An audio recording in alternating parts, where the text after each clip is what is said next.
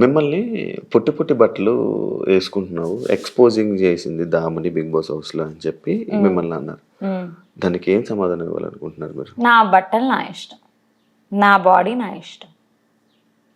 నేను ఎలా ఉన్నా మీరు కమెంట్స్ చేస్తారుగా. ఇప్పుడు ఎలా ఉన్నా కమెంట్స్ చేస్తారు.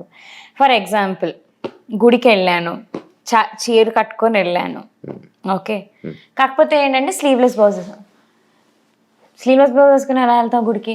చీర కట్టుకొని అక్కడ చీర కనిపించట్లే. ఇప్పుడు ఏదైనా ఆ నెగిటివ్, ఆ బ్లాంక్ స్పేస్ ఏదైతే ఉంటుందో అదే కనిపిస్తుంది.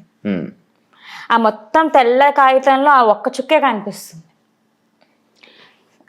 అసలు యూనో వాట్, ఇంటి నుంచి మా ఓన్ ఫ్యామిలీయే తీసుకుందాం, మా అమ్మమ్మ సిస్టర్స్, మా తాతయ్యలు, మేమందరం ఒక బ్యాక్గ్రౌండ్ నుంచి వచ్చాం. We are from Brahmin community. First of all మా ఫ్యామిలీలో ఒక అమ్మాయి 29 years వచ్చాక కూడా ఇంకా పెళ్లి చేసుకోలేదు. ఫిలిం ఇండస్ట్రీలో వర్క్ చేస్తోంది. మన బిగ్ బాస్కి వెళ్ళింది.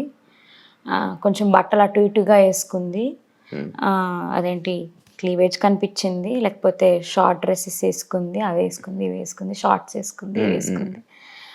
అన్నప్పుడే ఇంటి నుంచే అలా ఉండద్దమ్మా, బయట పలు రకాలుగా అనుకుంటున్నారమ్మా అని మా అమ్మ నన్ను తిడుతుంది, బుజ్జగిస్తుంది, అన్నీ చేస్తుంది.